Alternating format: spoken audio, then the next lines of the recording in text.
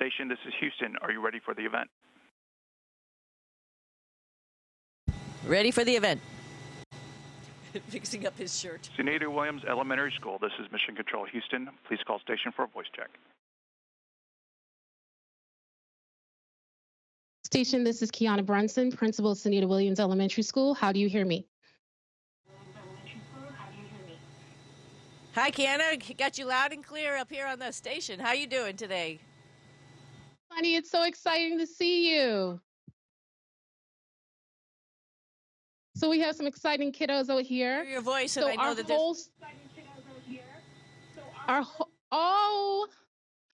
do we have a Needham Wildcat here? A Swiss Wildcat? We have a wildcat in space, that's for sure. Pretty cool. Super exciting. That is pretty cool. I want you to know our whole SWES community is here, our faculty, and 534 of our students who want to say hi. I'm not sure if you can hear them, but they're cheering you on right here in Needham, Massachusetts. So we are super excited to have you join us this morning. We heard on November 30th, you celebrated 500 days in space. That is an incredible accomplishment. We are so proud and honored by the work and the dedication you've shown. You are definitely our hometown hero. Today, we have students here who are student representatives from our 3rd, 4th, and 5th grade who are going to share questions on behalf of our school community. We'll have our 3rd grade start first.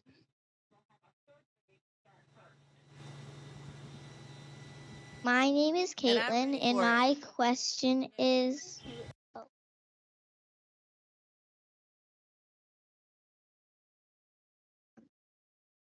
how do you celebrate someone's birthday in space?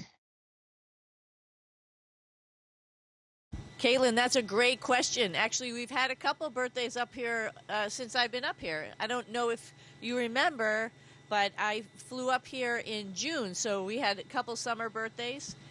My birthday was this fall, as well as a couple other people's, and we have one more coming up in December. So it's a special day for that person, right?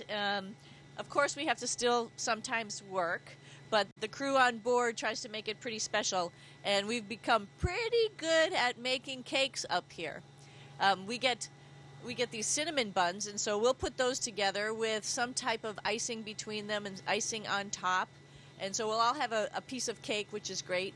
And sometimes for the icing, we use fun stuff like chocolate pudding cake or lemon meringue pudding. And then we also have, that's already pre-made, so we don't have to do anything with that, just like a pudding cup. And then we have dehydrated strawberries or berries, and sometimes we put those on top. So for my birthday, which was in September, it's also International Talk Like a Pirate Day. And so everybody sort of dressed up like a pirate and talked like a pirate. So that was sort of fun.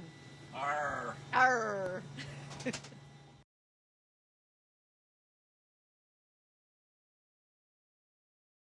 My name is Naomi, and how was the International Space Station created? You know, that's a great question. My whole career at NASA has been part of building this International Space Station and now living and working and doing science experiments. So actually the module behind you, right here, if you can see behind me, it's pink. It's sort of a soothing color, or light pink. That and the module after it were the very two first pieces to come up to space. The one behind it is actually made in Russia, and it launched on a proton rocket by itself and was orbiting the Earth.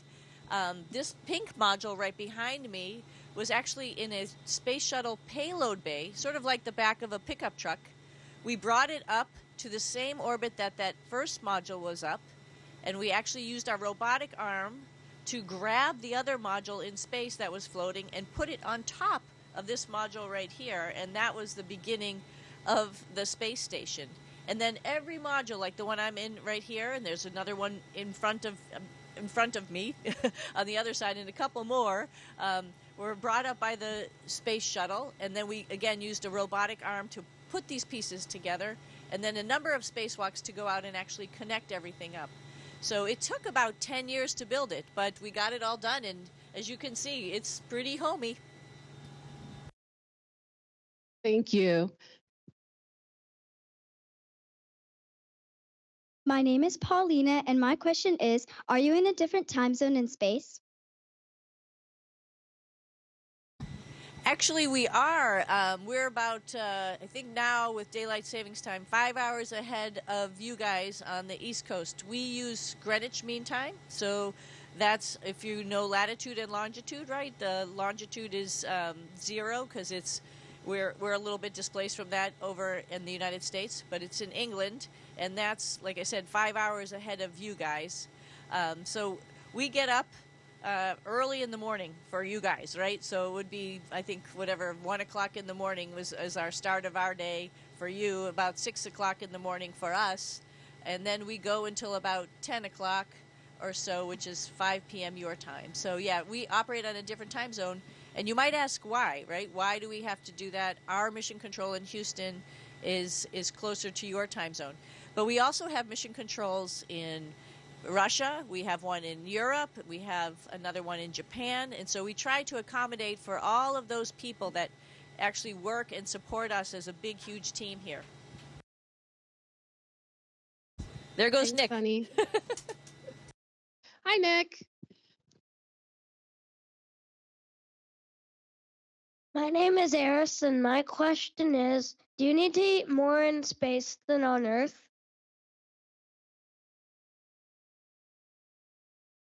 So the question was, do you need to eat more? Well, you know what? Initially, I wasn't hungry when I first get to space. I'm not so hungry. It's sort of like I don't know if your digestive system isn't getting sparked by the need for food. But now that we've been here for quite some time and we're working out on a regular basis and trying to keep our bone density up, I think I talked about that with all of you, and our muscle mass, because we're working out, we're running on the treadmill, we're riding on the bicycle, or we're lifting weights. I'm eating quite a bit. At home maybe I eat breakfast and then I eat dinner and I sort of skip lunch, which is not a good habit, by the way. But up here, I feel like I'm super hungry and I want to eat those 3 meals a day and then sometimes even a little bit of a snack. And we have all sorts of food. Since you asked about it, why don't I show you a little bit? So hold on. So in the morning, it's nice to have a little bit of fresh fruit. So this is citrus fruit salad. It's already prepared. We just got to open it up. We actually have a refrigerator too that we could put that in.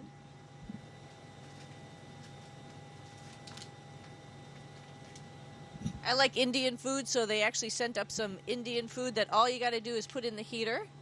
Or like at home, you'd put it in the microwave. And then we also have stuff that you have to hydrate. This is spicy Caribbean chicken. And if you could see it, it looks sort of funny, but we just put water in it, and then we're able to hydrate it, put it in the heater, and it tastes really, really good. So those are like some of the things we eat, and I pick out my favorite stuff like this and eat, like I said, 3 times a day, at least.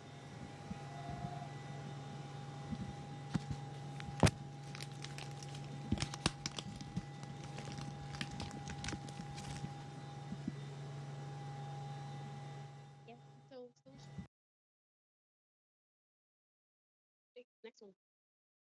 Thanks, Sunny. That looks delicious.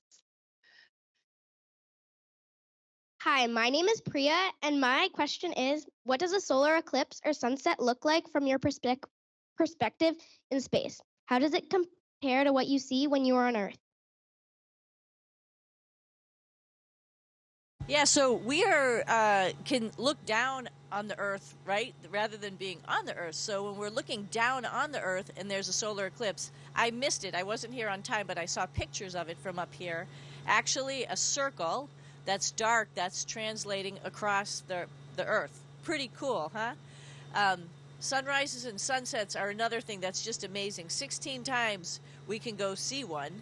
It looks like it's daylight here, but I'm inside. We don't have a window right here. We have one below the camera, but I'd have to turn the camera to show you.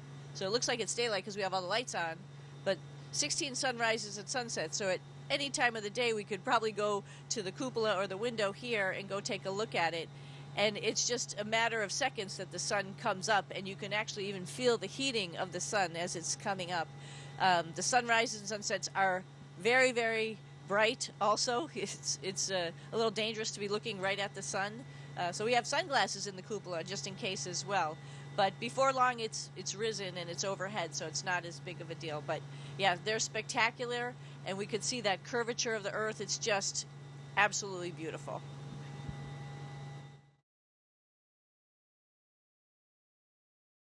Hi, my name is Michael, and my question is, how do you know what time it is to go to sleep in space?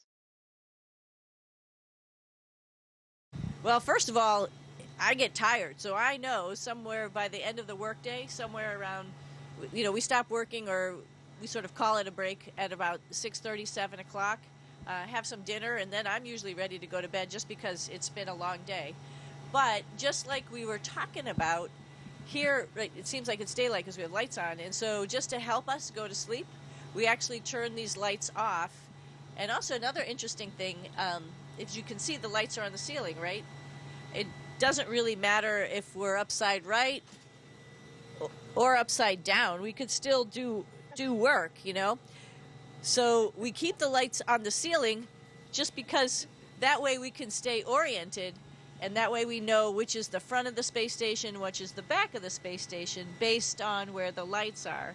So the lights are for a couple purposes, just to keep us oriented and to keep us knowing when it's daytime and nighttime. We have a couple lights we keep on at night because, sometimes you have to get up and go to the bathroom. So around the corner, we keep a light on. And then where we have our water fountains, in case anybody wants to get a drink in the middle of the night and fill up a drink bag, we also keep a light on. And also because there's a lot of stuff in here and you don't want to bump into it, right? So we keep a light on here and there, but not all the lights. Thanks, Sunny. Caitlin again. Does the Earth look different in summer and winter? Oh my gosh, it's a great question because I was just thinking about this the other day. I was in the cupola and I was looking and like, oh my God, the northern hemisphere is all full of snow already. Like just a couple weeks ago, we were flying over the Himalayas and the tops of them had snow on them, but very obvious where there was a snow line just because it's colder and it's higher.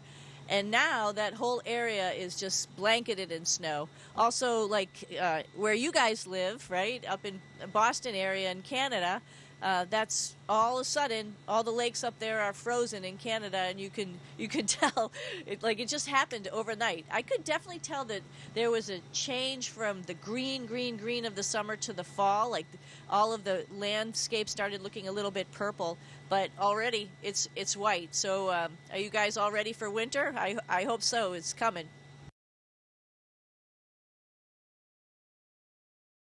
Yeah, we're ready. This is Naomi, and what happens to astronauts when they return from space?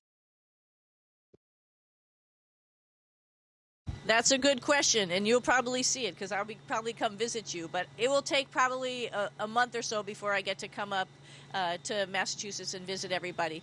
But when we initially come back, it's pretty big jolt to the system. It's partially why we work out quite a bit, like I was mentioning on the treadmill, the bike, and the weightlifting is one to keep us healthy up here, while our bone density and muscle mass would go away if we didn't, because we don't need to walk, right? But also when we come home, we want to be able to do everything that we normally do. As I get closer to landing, I'm going to walk on the treadmill a little bit, like with my eyes closed, for one thing, just to make my proprioceptive muscles, all the little muscles, have to get recharged. Also, probably do a lot of passive, where you're pushing the treadmill versus the treadmill running, and that way that works on some of your calf muscles, because some of those types of muscles haven't been used that much while we were up here. We do a lot of carrying of a lot of heavy stuff, but it doesn't weigh anything, so it's nice to work out on the weightlifting machines and stuff like that to keep ourselves in good shape. That's Butch. You guys have heard about him quite a bit. Him and I flew together, and he's getting ready to load up a spacecraft that's going to take a bunch of our scientific experiments back home. This is Paulina. How does the food in space compare to the food you eat normally? Is it hard to eat or drink? The food is good because that's all we have here. I think if I had the choice to have some other food that was what we get back on Earth, like Mom's home cooking, like Mom's Thanksgiving, I probably would opt for that. But like for Thanksgiving, we actually had dehydrated roasted turkey, which was surprisingly pretty good. We didn't have any cranberries like from Cape Cod, unfortunately, but we did have apples and spice, which went alongside to get that salty sweet thing. It's not horribly hard to eat here because of those little bags that I was showing you, that the food stays in there and everybody has a spoon. All the food is a little bit gooey, so it all sticks to the spoon. So that works out pretty good. Drinks are a little bit different. I will demonstrate because I brought one with me here. This happens to be pineapple drink. So all of our drinks come in something that looks like this, a little silver bag. And that's how, when I was talking about the water fountain, we fill up water right at the top here, and then we put a straw in. But I'm going to put the mic down for a second and just show you. It's sort of like a juice bag, right? So let me just show you what liquids look like up here.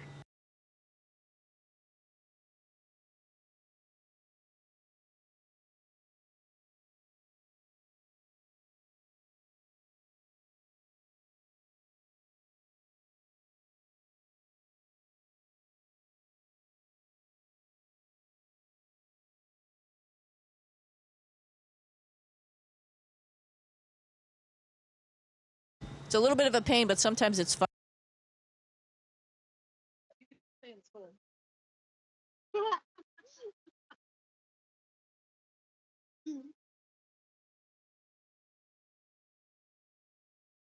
We got a big kick out of that over here, Sunny.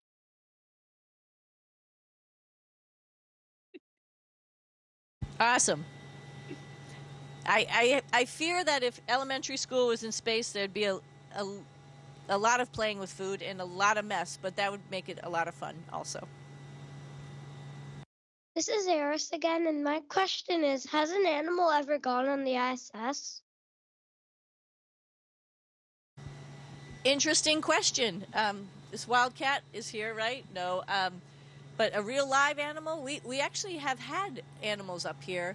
On was it my last flight? My last flight, actually, we had Egyptian jumping spiders. It was an experiment to see how the spiders actually would adapt to space because they don't build that type doesn't build a web. It actually jumps and gets its prey. So they wanted to see, could you jump, right? Because like when you jump on Earth, you think that you're going to come down, but here you're just going to go up and hit the ceiling. So how is an animal going to adapt to that? And they did. They figured it out, which was pretty cool. They were adolescents, and they grew up while they were up here for a month. We've also had mice up in space, and I know that there's been some experiments, maybe not on the space station, but on other spacecraft with rats. And there's also been, in the very beginning, of course, you might have heard about Laika. She was the first space dog on the Russian side, but didn't come to the International Space Station. And on the U.S. side, we also launched monkeys in the very beginning. So there have been animals in space. I would love to have my dog up here, but my hair is bad enough. I think my dog's hair would be shedding all over the place, so maybe we'll have to figure that one out. This is Priya, and this is going to be our last question. What is the coolest thing you have seen in space? What's the coolest thing we've seen in space? We have been really lucky because there's been some amazing solar activity, meaning some energy has been thrown off of the sun. And how that relates to us is we've seen some incredible aurora. You guys have probably seen some too, or you've seen pictures from all over the world recently that show some of that aurora. Because usually we think of aurora as green, right? It's this green energy motion that's coming or dancing in the sky. But from here we see it above it, and we see it hitting the Earth. And not only is it green, it's also high energy particles are making it red as well, which is incredible.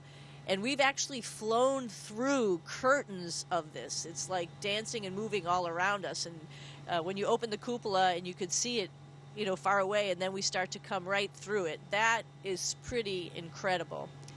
Another thing that I think that is really awesome, though, is the amount of stars that we see. One of the guys on board, Don Pettit, I think he flew by earlier. He has been taking some incredible pictures that maybe you guys have seen as they're on the internet. And it's just crystal clear how many stars there are. It's ridiculous. And a nice thing up here is we get to see constellations and stars not only in the northern hemisphere where you guys live and where I normally live, but we also get to see southern hemisphere stars, which are different just because of our position on the planet, right? But we got to see the Southern Cross and pick out all sorts of constellations from the south. So that's been a learning experience for me. Every day is something new, and we got great people up here who are a lot smarter than me, and I get to learn something from them every day, as well as doing all these amazing science experiments that we're doing up here. Yeah, thanks, Sunny. The pictures have been amazing. We've shared them with the community. It's so awesome what you get to see up there. We actually have time for one more question, and we're going to let our last fifth grader close us out. Hi, it's Michael again, and my last question is, what do you do for fun in space? Can you say the question one more time? Sorry. What do you do for fun in space? What do we do for fun in space? Yes, what do you do for fun in space? Oh, there's so much to do for fun in space. I don't know. Did you guys see our Olympic video? Huh? I mean, it's amazing what you can do up in space for fun. I'm trying to perfect my gymnastics, of course. I think I'm getting pretty good at it. I can even still talk while I'm doing some of them, which is pretty fun. So for fun, that's pretty cool. Other fun things. I actually write a journal, which I think you guys get, which is I think just good because it puts things in perspective. I think I like everything about being up here. Even on Saturdays when we clean, it's fun because like we have vents down here, but all I got to do is go upside down, with the vacuum cleaner or whatever, and I could do everything from a different perspective. So I think just living in space is super fun. But I think you're also asking about, like, do we play games or do we look at the computer and stuff? Well, sure, I do a little bit of that, but it's hard to think about doing things that you would do on Earth while you're up here. Taking advantage of this environment is probably the greatest thing. And going to the cupola or going to our spacecraft, which is docked on the front of the space station, and just looking out the window and trying to identify places is pretty fun for me. For geography, I quiz myself. I go into the cupola and try to, without looking at world map, try to identify where we are over the planet at that time. So I think geography is probably one of my second favorite things compared to doing gymnastics in space. Well, that seems like lots of fun. There are lots of oohs and ahs. I bet any one of our kiddos would love to come join you there in the space station and do some gymnastics or look at some of this cool sights from space to Earth. That would be awesome. But we are so glad that you were able to give us this opportunity, Sunny. We are so proud of you. We are missing you and can't wait till you come back to Earth and join some of our little Wildcats here at Sunita Williams Elementary in Needham. So we wish you safe travels, Godspeed, and keep doing the great work that you're doing. Thanks, Sunny. Absolutely. It's great to be with you guys today. So happy we got to connect. And you guys have a great Christmas as well. Merry Christmas. Have a great winter break. And I heard the Needham Rockets are playing for the state championship. So go Rockets in the meantime, too. You guys take care. Thanks, Sunny. Go Rockets. Happy holidays. We'll see you soon. Station, this is Houston ACR. That concludes the event. Thank you. Thank you to all participants. Station, we're now resuming operational audio communications.